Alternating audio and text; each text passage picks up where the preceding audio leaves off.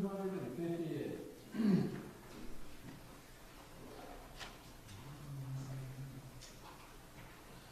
Let not your weary heart be troubled. Believe in God, believe in me. For in my Father's house are mansions. I will prepare a place for thee. Let it not your heart be troubled. Let not your heart be troubled. Let not your heart be troubled, nor let it be afraid. Let not your peace and calm assurance be ruffled by the storms of life, but soldier like with firm endurance, just glory in the holy strife. Let not your heart be troubled. Let not your heart be troubled. Let not your heart be troubled, nor let it be afraid. Let not your hope be dim with doubting. Let not life's burdens for your grace, but in each conflict victory shouting, like he who runs to win a race. Let not your heart be troubled. Let not your heart be troubled. Let not your heart be troubled, nor let it be afraid.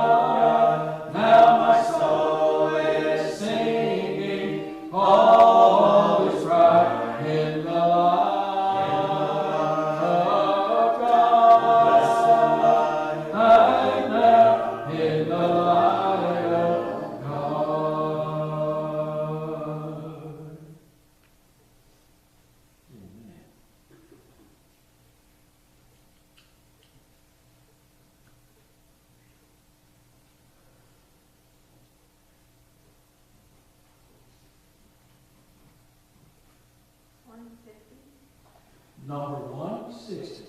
150. Oh, 150. Sorry, 50s and the 60s kind of. 150.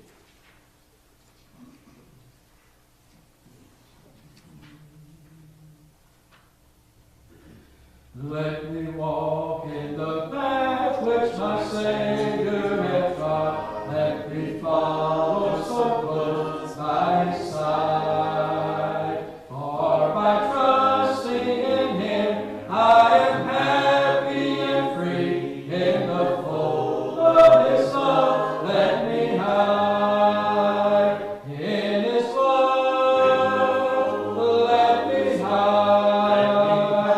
In his love, let me hide. For by trusting in him, I am happy and free. In the fold of his love, let me hide. Let my heart be fixed on my treasures above. Let the pleasures of earth fade away. For there's nothing so lovely as Jesus to me. Let me ne'er from his love go astray. In his love, let me hide. In his love, let me hide. For by trusting in him, I am happy and free. In the fold of his love, let me hide. Do you ask why I love him, the dearest of all? Why so freely I yield unto him? It's because he has loved me and died on the cross, my poor soul lost in sin to redeem. In his love, let me hide. In his love, let me hide. For by trusting in him, I am happy and free. In the fold of his love, let me hide. It is blessed to serve him and do his good will, for so precious to me is his love. Let my talents and time all be given to him, till he calls me to meet him above. In his love, let me hide. In his love, let me hide.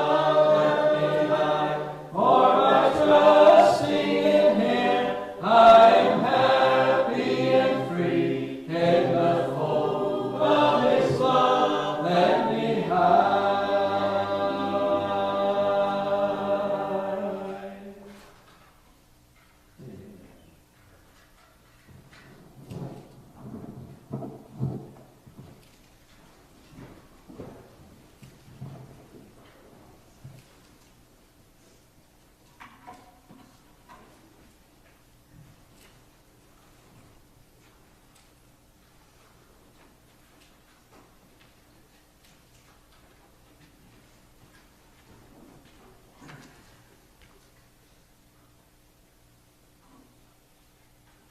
Good evening. Thankful tonight that the fold of the Lord is big enough for all of us to hide in.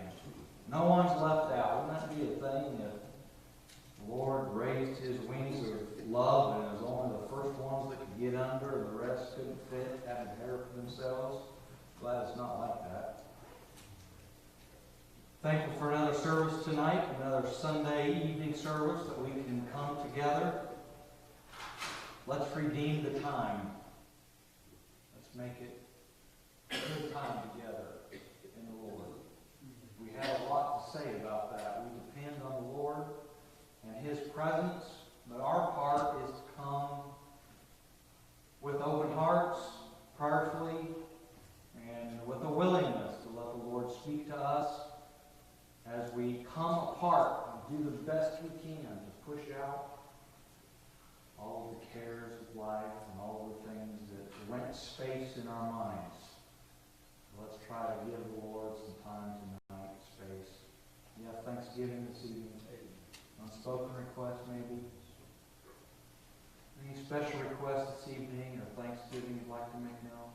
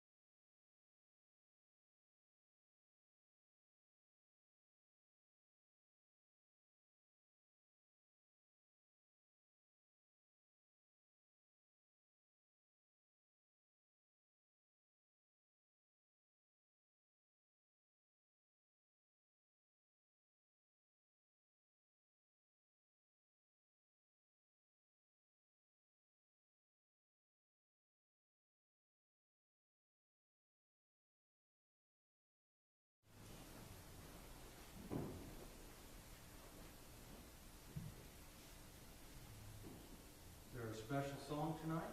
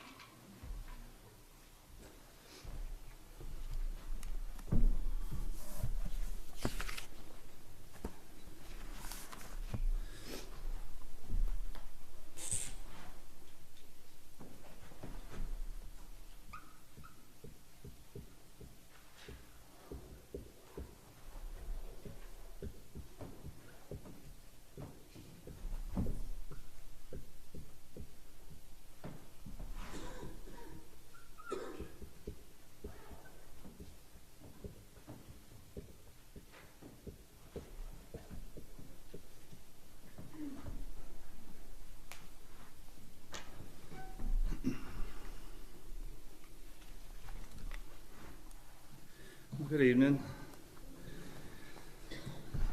I've written on the board topic tonight, kind of a continuation of last week of examine yourself. Underneath that I put risk management. Whether you realize it or not, you manage risk every day, pretty much minute by minute. You evaluated the risk unconsciously, probably, about coming to church tonight. When you got in the car and turned the key and started backing up your driveway, you took a risk to pull out on the highway. You evaluated the risk and you determined it was worth pulling out on the highway and heading this direction, and lots of things could happen between here and there, but you managed the risk and decided, okay, the reward, the potential reward is worth the potential consequence. And the work that I do, well, let me preface it by this. Millions upon millions of dollars are spent in the energy and chemical processing industry to manage risk. Millions of dollars are spent every year. I am involved in that a lot. What I do a lot with my work is helping my clients manage their risk, identify and manage their risk. But before we get into that too much, I'd like to go ahead and refresh ourselves of kind of the topic. There's two verses I'd like to catch before we start talking too much about this. 2 Corinthians 13 and 5. Just read the first part of that. Examine yourselves, whether ye be in the faith. Prove your own selves. Know ye not your own selves how that Jesus Christ is in you, except ye be reprobates. So I want to focus on the first sentence. Examine yourselves, whether ye be in the faith, and prove your own selves. Then, if we go to Proverbs, which Proverbs is full of life advice and probably more risk management type guidance, but Proverbs 22 and 3 says, a prudent man foreseeth the evil and hideth himself, but the simple pass on and are punished. So I'd like to put a little illustration on the board, hopefully, for us to kind of discuss a little bit.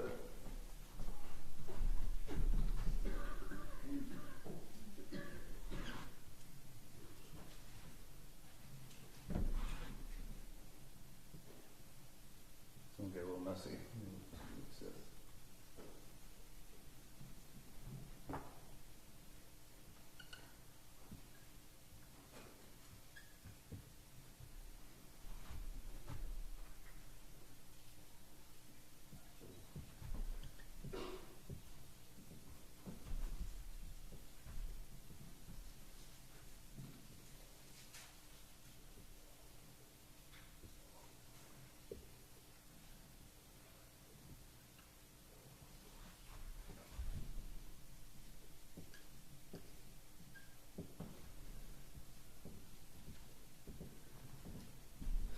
All right, what I've drawn on the board is what's called a risk matrix. A lot of times you have, how it goes is, a lot of times you'll have alphanumeric on one side, and then on the top you'll have your numeric, and as you go up this way, your risk gets higher. So this is your probability of failure, POF, and this is your consequence of failure on the top. And so as you go to the right, your consequence goes up. As you go up, your probability goes up. There's a science to managing risk. You think of things like, for instance, a low consequence. These types of things are used to manage maintenance, plan activities, plan work at these facilities. But as we were talking about just a little bit ago, we all made a decision to get in our car and come here. So we took a risk. That was a high consequence but low probability risk that I would be killed on the highway between here and my home. Yes, the consequence, we evaluate the risk, and the consequence is probably up in this area somewhere, probably a 2 or 1 on the consequence. You know, you could be seriously injured or killed, so your consequence is way up here, somewhere 1 or 2. And then, but my probability is somewhere down here in a D or an E. That I got a low probability that I'm going to get in a serious accident. If I do, it's a high consequence, but it's a low probability, so I'm willing to take that risk, and my risk is probably somewhere down here. So the way this works a lot of times is you have numbers and it gives you a score. They score the amount of risk, and they call it their risk inventory. They know that, hey, my risk inventory is this high. We've got to do something to mitigate our risk. We try to mitigate our risk by getting on the highway, by having a well-maintained vehicle, being alert. That's how we try to mitigate those risks, but there's still a risk. Maybe another example would be, I like fried chicken. 1 plate of fried chicken probably is not going to do me too much harm. It's not going to, most likely not going to fall over with a heart attack because I ate 1 plate of fried chicken. It's a low probability that that's going to happen. It can have high consequences if I let the action go unchecked. The more I let the action go unchecked, my probability of something happening goes up. So, if, for instance, driving a car tonight, the probability is really low. I have a well-maintained car. I'm alert. Been sleeping well. I'm not distracted by a lot of things. I'm not trying to text and watch something on my phone as I drive. Everything's going great. So I don't have much risk there. What happens all the time? People getting distracted, using their phone, maybe not getting enough sleep. As they start accepting more and more things, to getting less sleep and maybe starting to do more and more things as they drive, their probability starts going up. Their probability starts going up, and the risk gets higher and higher. That's how these things work. At a plant, the way we mitigate our risk typically is we do an inspection. We go out there and open up the equipment, take a look at it, and say, okay, well, looks like we're still okay, so we can lower our probability back down and keep running, because you can't change the consequence. The consequence is set. That's typically what happens is you sit down with a team, a cross-functional team at the plant, and you sit down and say, okay, here's the heat exchanger we're looking at. What could possibly go wrong? If this thing, okay, what's the damage mechanisms? Is it going to rupture, or is it going to get a pinhole? Well, if it's going to rupture, okay, what's inside of it? Okay, it's water. Okay, so if it ruptures, it's just water going to spill on the ground, right? Yeah. Okay, so the consequence is low. There's another consequence you got to think about. At chemical plants, there's a financial consequence. And that has gotten people many times, you kind of ignore it if you're not careful. Because then you got to thinking about, oh, there's not spare. You can't block it in. If it ruptures, yeah, you just spilled warm water on the ground. But now we've shut down our entire facility for a week and a half or 2 weeks or 3 weeks, losing $1 million a day. The consequence is pretty high when you think of it that way. So this goes on every day, all day, a lot of times at night, of managing risk in a natural sense. So I'd like to think a little bit about our spiritual examining ourselves. Examine yourself if you be in the faith, and prove yourself. To me, another word for proving could be inspect. Inspect yourself, prove yourself, test yourself. We have something that we call, when you're making a repair on a piece of equipment, we have to do a hydrostatic test, and some people call it a proof test. It's another term for a hydrostatic test where you pressure up the equipment actually 1.3 or 1.5 times the amount it's actually going to be operated at, and that's called a proof test because we want to know for sure that this thing is going to withhold the pressure that we're going to put it under. So my thoughts have been going to how do I examine myself and how do I prove myself? And how do I evaluate and manage my risk? I don't have a actual risk matrix that I can go to and say, okay, well, this is a POF of this is an A4, so it's a relatively high probability but low consequence. The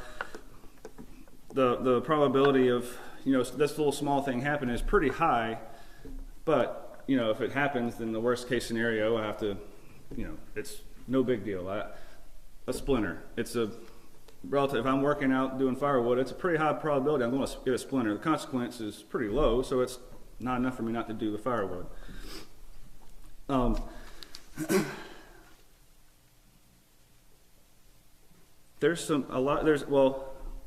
Actually, I want to read a passage. And it was challenging me when I read it. Josiah. When you hear the name King Josiah, does he stand out as one of the good kings or one of the bad kings? He's listed as one of the good kings. He's listed as, I think it says somewhere in there that all the days of his life he followed the Lord. So I believe that when he died, based on what I can read, that he lived his life according to what he knew and understand, and that God saw him in a positive light. By the time when he lived his life, he looked at his life as positive. But I want us to look at 2 Chronicles 35 and look at how Josiah died, because there's something there that even though he's still classified as being a follower of the Lord until the day that he died with a crucial mistake. He made a mistake.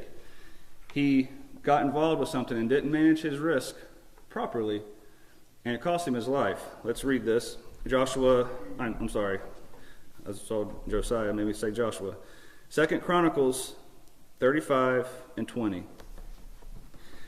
After all this, when Josiah had prepared the temple, Necho, king of Egypt, came up to fight against Carchemish by Euphrates, and Josiah went out against him. But he sent ambassadors to him, saying, What have I to do with thee, thou king of Judah? I come not against thee this day, but against the house wherewith I have war. For God commanded me to make haste. Forbear thee from meddling with God, who is with me, that he destroy thee not. Nevertheless, Josiah would not turn his face from him, but disguised himself that he might fight with him, and hearkened not unto the words of Necho from the mouth of God, and came to fight in the valley of Megiddo. And the archers shot at King Josiah, and the king said to his servants, Have me away, for I am sore wounded. So it goes on, and Josiah died. He died in that battle, even though he was warned by the king of Egypt. We talked a little bit this morning in Sunday school about how the Israelites viewed Egypt. They were never to make leagues with them. They were never to actually return to Egypt. So what do you think Josiah was thinking when the king of Egypt was fixing to come through Judah? He's absolutely not. This is our land. We don't want Egypt coming around. This is absolutely within my rights to go fight this battle and to drive the king of Egypt. He's not allowed to come through our property and go fight his battles. He was warned. The king of Egypt warned him, Josiah, don't do this. I have nothing against you. I don't even want to fight you. But Josiah decided to push on, push past he didn't stop and evaluate what was his risk, where was his, what could happen. Maybe he did. Maybe he did think about what could happen, and he was okay with that. But he was given a clear direction, and it says, the Bible says that it came from God. Now, do you think Josiah really believed him when he said it came from God? This is the king of Egypt talking here. There's no way that he is hearing from God and telling me, what. And King of Egypt said, don't meddle with God. Don't be meddling with God's business. As if, and I can just put myself in Josiah's place. Josiah's, yeah, right. you, the king of Egypt, is coming and telling me to not meddle with the things of God? Who do you think you are? You're the one who serves the God of the Nile, the sun, the moon, and all these things, and you're telling me that God is talking to you, that God is telling me what to do through you. And Josiah pushed forward and did something ill-advised and fought the king of Egypt, and he lost his life for it.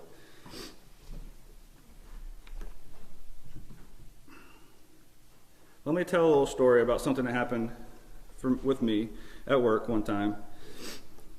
We had a unit, the unit that I used to work in at one of the oil majors that I worked at. I worked at a refinery, and one of the byproducts of crude oil is wax. All crude has wax in it, and a lot of times it's a byproduct, and nobody really wants to deal with it because it's kind of you have to have special equipment to process it, and not all refineries have that. And a lot of refineries don't even want to fool with it. They take that and they send it to somebody else to deal with. But at this refinery, we had a wax unit, and we'd take the raw wax and stuff from the crude units, and we'd take it and process it and turn it into wax that was used in candles and art supplies and all that. So most likely y'all have had this wax in your home. Anyway, so we made wax at this facility, and it was when everything was going well, oil prices were up, that unit was not really the profitable unit of the facility. It was kind of the one where it got the last of the maintenance dollars, it got the last of the attention. It wasn't a highly hazardous, didn't have a lot of hazardous stuff in it. It was wax. I mean, it wasn't that hazardous stuff. So it really didn't get a lot of attention from management. Our request for work, for money to do things, usually got met with not a lot of interest. A lot of times when we'd have findings on inspections, there was not a lot of interest put in it, even though we had a risk matrix, and some of the things were relatively high, but the consequences were relatively low because, the amount of money that you'd lose if the wax unit went down versus the crude unit, it kind of paled in comparison. Well, then 2019 and 2020 happened, and crude and oil and gas, everybody quit traveling, planes quit flying, and the price of oil and the profitability of the refinery tanked. And it came to be that the wax unit was the only unit making money. We were the only unit that was bringing in net positive. We were helping the refinery stay afloat is what we were doing. And during that time, we had a failure on a piece of pipe. It was something called a blowdown piping. It's only used in emergencies and during turnaround when you're trying to empty out this equipment. However, it has to always be up to code because at any time it could be used because it's for blowdown. If you had an emergency, you had to be able to use that pipe. Well, we did an inspection and found that it had holes all in it, and it had problems. And we go back and look into history, and it had been reported many times to the management. It had holes in it. It had problems. Up to that point, they didn't care because, it's got holes in it and stuff, but it's the wax unit. We don't really want to spend a lot of money on that. We don't want to reroute all that piping. So they kind of just pushed it to the back burner, kept pushing it, kept forgetting about it. And then suddenly, that's the only unit making money. And we have a failure. And we have to shut down that unit. And I remember the day the refinery superintendent, the refinery plant manager, they came in there and they were upset. They came in and they were ready for myself and my inspector to leave and never come back. And I thought that it was possible I might lose my job because they were very upset. Why did this get this far and no one did this and no one found this and how did it not get found? Thankfully, we had the engineering manager of the whole facility. He came to bat for us in one of the meetings, and he sat him down and he told him, he said, "Sir," he said, "these men look at thousands and thousands and thousands of feet of pipe every year. They look at hundreds of pressure vessels and they find hundreds of issues and they tell y'all about it. And y'all fix some of them. And some of them y'all choose to not do anything about. And all they can do is document that." He said they don't have any power to say Once the manager say we're not doing it, we document best we can and say what the manager said, and we go on about our business and try to do the best we can. If it's obviously a life and health thing, then we have obligation to report it. But he told the man that. He said, y'all are the ones who decided to not do this. And he kind of took some blame too. He said, because he was one of the ones in some of those rooms. He said, these guys are not to blame. They have been telling you about this risk. They have been telling you about this. He said, go back and look at the documentation. These men have been telling you, you have a problem. You have a problem. You have a problem. He said, it's just because now you're making money, you don't want to do anything about it. Well, what about us and our personal lives? Maybe I have a tendency to lash out at someone, or maybe I have a personal tendency to really get angry at driving down the road, or whatever it might be. Just something that I deal with internally that maybe no one else knows about, maybe no one else deals with it. If it's one of those things that kind of low, it seems like it's compared to other things I'm dealing with, it's a low consequence, low probability, don't really seem to affect much. Right now it's not really changing anything. Right now it's not doing anything. Right now it's not causing a problem. I'm just going to forget about that. Right now I'm just going to forget about that. But what about that time when suddenly you are in a place where you should be able to exercise some patience and grace, and you've allowed that, just like that piping had just, even though it had been warned over and over and over for many years, that it's going to fail. Something's going to happen. You've had these warning signs. God's been telling you, hey, whenever you need to come by and inspect this, there's a problem here. You need to do some maintenance. And, well, it's not causing me a problem right now, so I'm going to push it. I'm going to push it back. I'm going to leave it alone. I'm not going to deal with it because it's really not that big of a risk right now. But when things start happening, we realize, just like with this facility I was at, they realized that he had made a big mistake in ignoring the risk. Because, yes, at the time it did seem negligible. It seemed like it wasn't worth taking the time to fix something. But then eventually it came back to bite them, because we had to shut down the only profitable unit in the facility to do maintenance when we should have been able to keep running and keep making product. Do you think the Lord, when we stop and when he said, examine yourself, improve yourself, you think that might have been what he had in mind? Say, hey, let's go sit down for a little bit. Let's examine, let's go through all these things, let's go through all this. Let's maybe go look back in the history, your history files, and see, is there something that you've been missing? Is there something that you have been ignoring? Let's examine yourself. Let's prove yourself. See if you're able to handle this. Sometimes that's what God is doing when he's putting me under a hydrop test, when he's saying, hey, I want to see if he can handle this. I want to see if he can handle this proof test before I put him over here, before I move him over here. Because if I can't, then I might damage the work of the Lord. If I'm not able to stand to what the Lord wants me to stand up to when he's wanting me to, I could cause damage somewhere.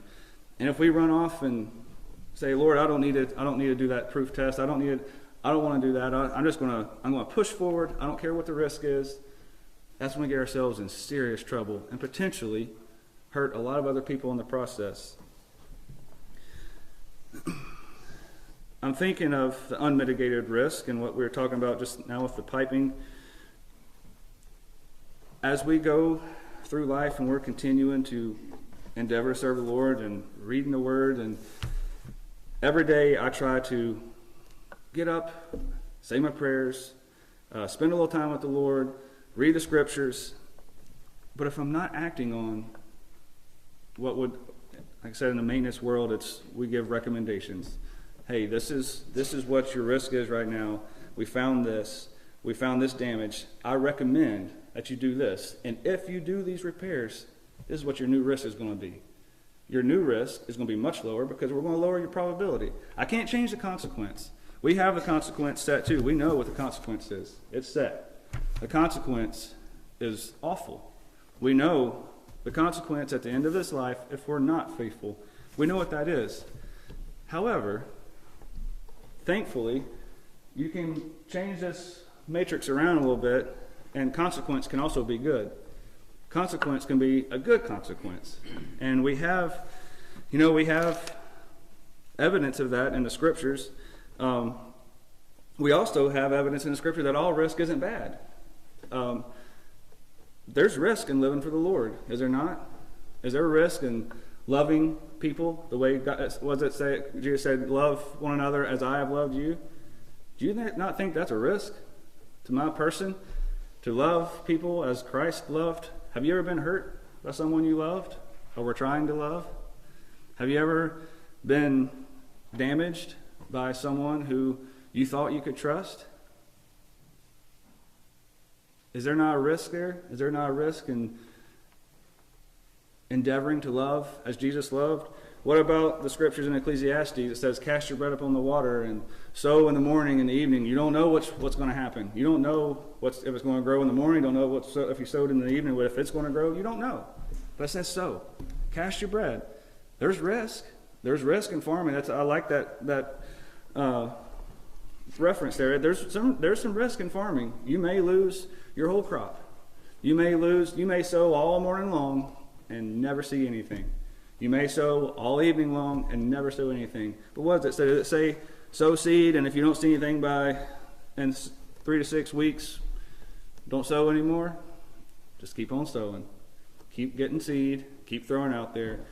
Keep doing your part. You may never see anything. Maybe no one else. It may never make a difference to anyone else. I seriously doubt it. I think someone will be affected. That's why we're here.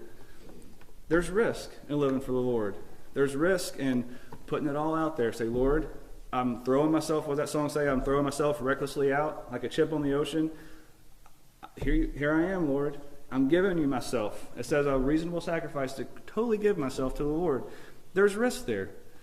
But what we tend to do, well, let's go to, I think it's 1 Peter.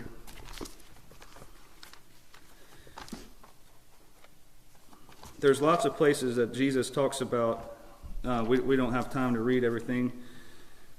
Where it talks about Jesus saying there's going to be people that hate you. There's going to be people that dislike you. There's going to be people who hate you because of me.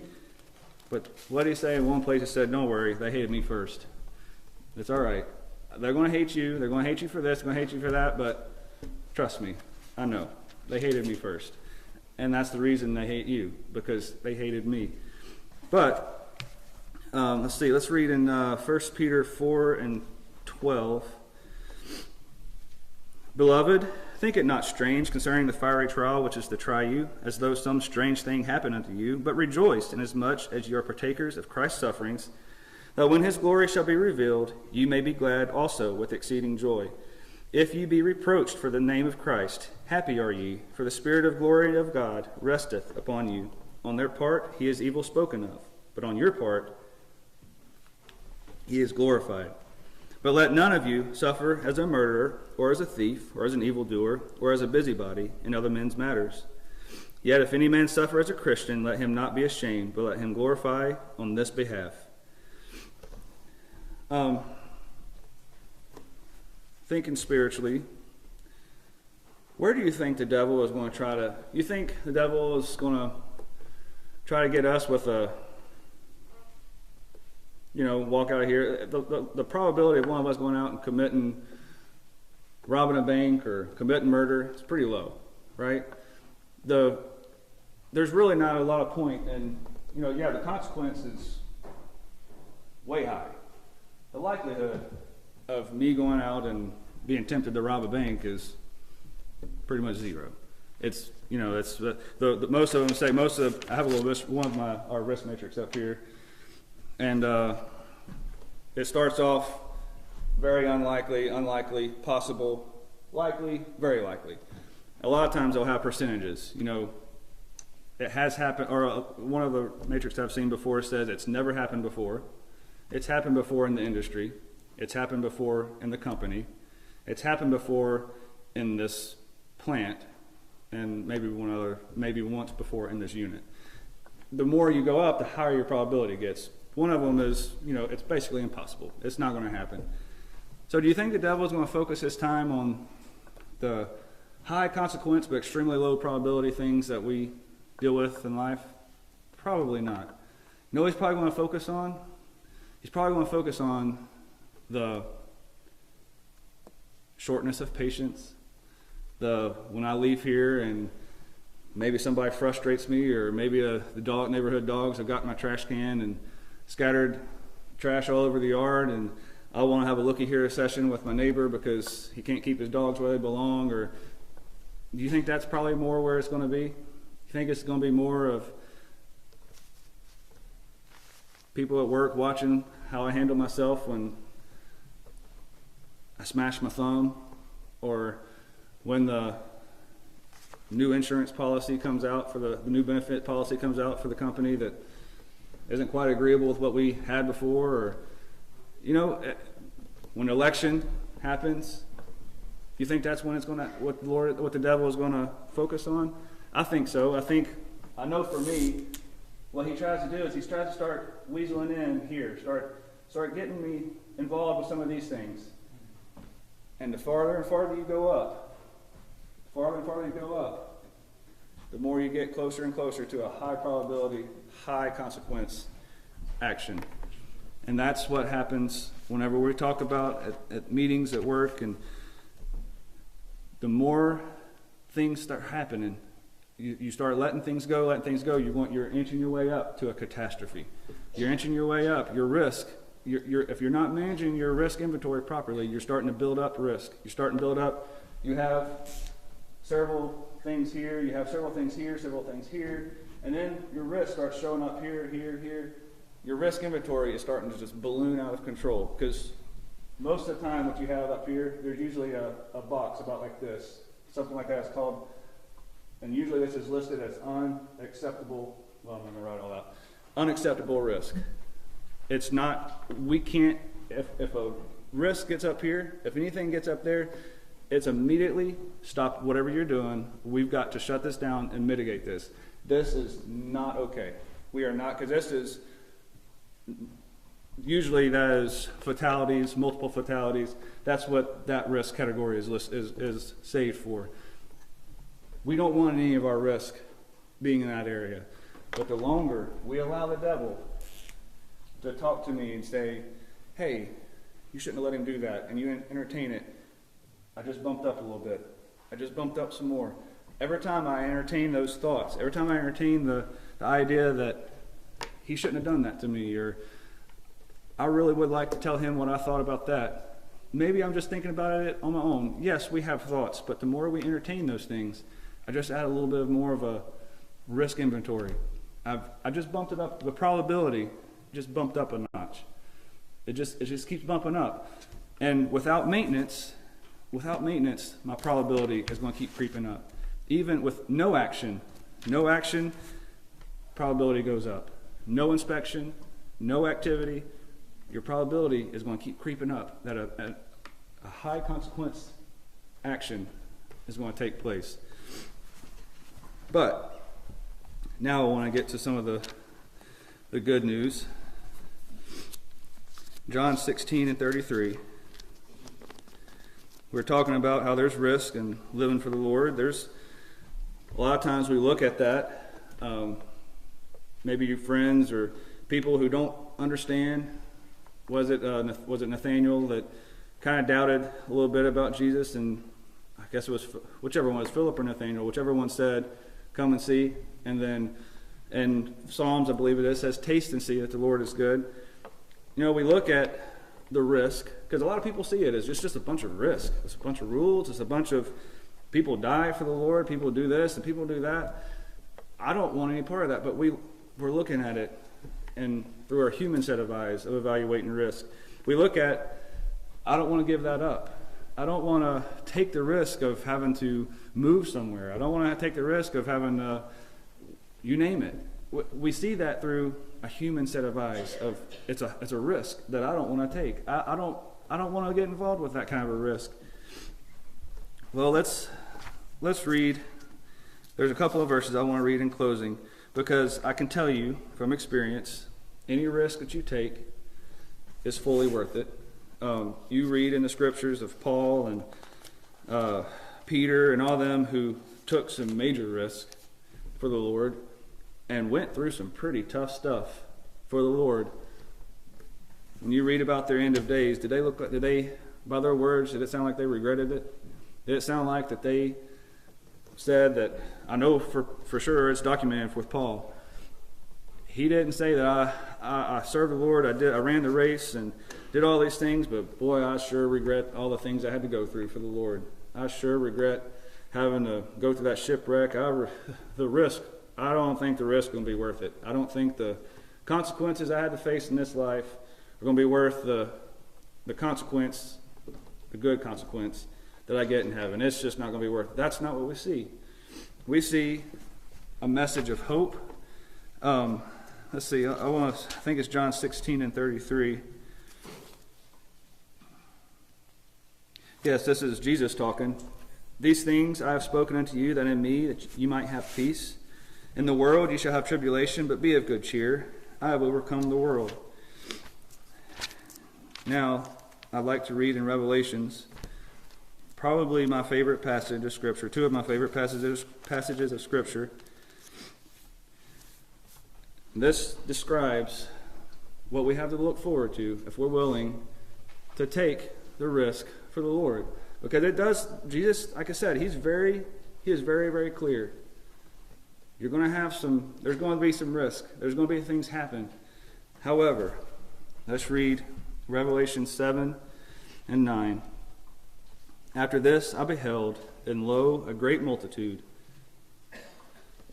which no man could number, of all nations and kindreds and people and tongues, stood before the throne and before the Lamb, clothed with white robes and palms in their hands, and cried with a loud voice, saying, Salvation to our God, which sitteth upon the throne, and unto the Lamb. And all the angels, I don't think this is a mistake what it says here. It says all the angels stood round about the throne and about the elders and the four beasts, and fell before the throne on their faces and worshiped God, saying, Amen, blessing, glory, and wisdom, thanksgiving, and honor, and power, and might be unto our God forever and ever. Amen. And one of the elders answered, saying unto me, What are these which are arrayed in white robes, and whence came they? And I said unto them, Sir, you knowest. And he said to me, These are they which came out of great tribulation. They have washed their robes, and made them white in the blood of the Lamb. Therefore are they before the throne of God, and serve him day and night in his temple. And he that sitteth on the throne shall dwell among them. They shall hunger no more, neither thirst any more. Neither shall the sun light on them, nor any heat. For the Lamb which is in the midst of the throne shall feed them, and shall lead them unto living fountains of waters. And God shall wipe away all tears from their eyes. Now let's go to chapter 21, 3 through 7.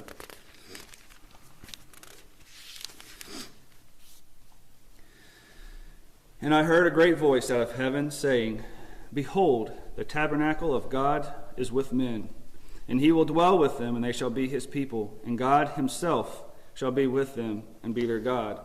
And God shall wipe away all tears from their eyes, and there shall be no more death, neither sorrow, nor crying, neither shall there be any more pain. For the former things are passed away. And he that sat upon the throne said, Behold, I make all things new.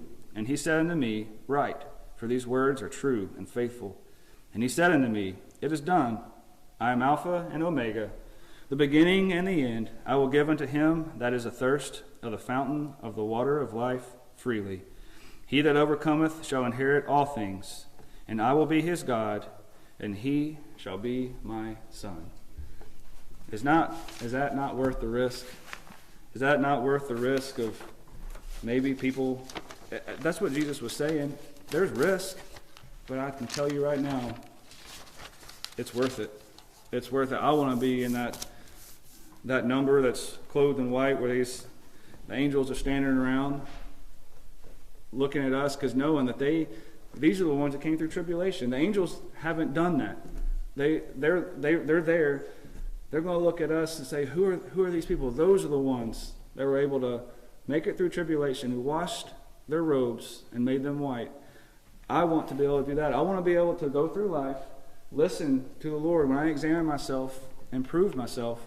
That when things come up, that I see some maintenance that needs to happen, I see some risk that starting to get in the unacceptable level, that I address that. I mitigate that risk before it starts creeping up and I start getting a risk inventory that puts me at major risk for having a catastrophic event and losing out on my soul and losing out on the benefit that we just read about being gathered around the throne, having all tears wiped away, and being able to drink of the water of life freely. Y'all pray for me. I want to be true.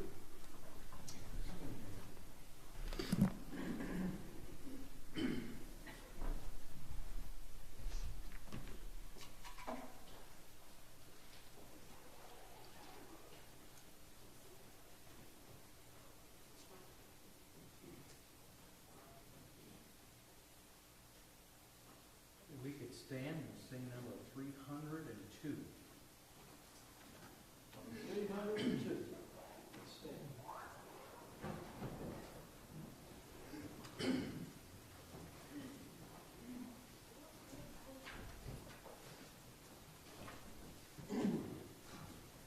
My soul be on thy guard, 10,000 foes arise, and hosts of sin are pressing hard to draw thee from the skies.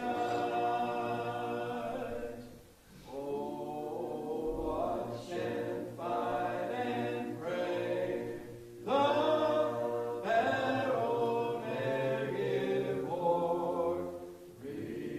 Renew it boldly every day, and help divine implore. Ne'er think the victory won, nor once sadly sit down. Thine arduous work will not be done till thou hast got the crown. Fight on, my soul, till death shall bring thee to thy God. He'll take thee at thy parting breath up to his blessed abode.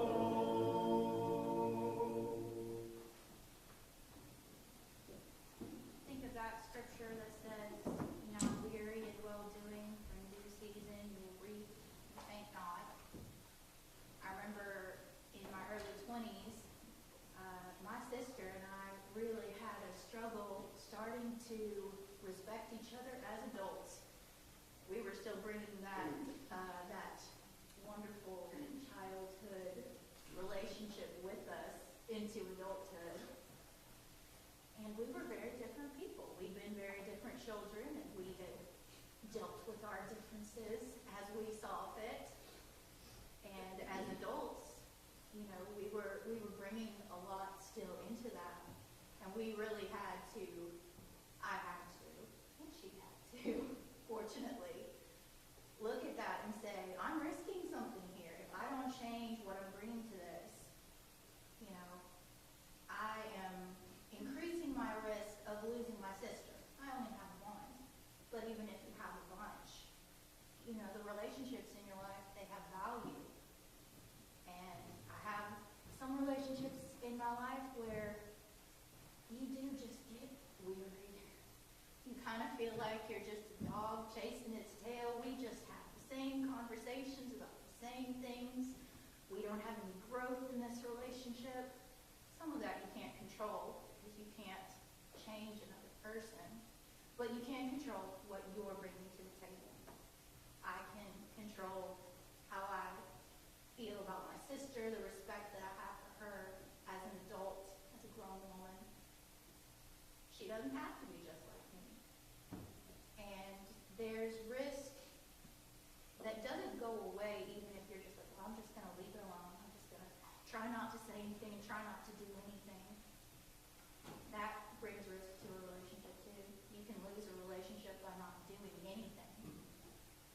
we have that with God. There's risk with Him, and sometimes it feels like there is so much risk with God. Even of just like being honest with Him, which is crazy, because He knows everything already. But you feel like, oh, I'm gonna lose this part of me or this thing that I am. But there's risk if you don't. There's eternal risk. And it's more serious. So whether you get weary or not,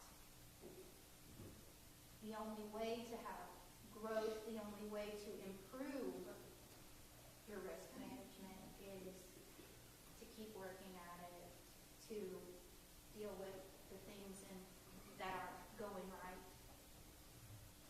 and to be faithful to God. And I need that when I get weary, because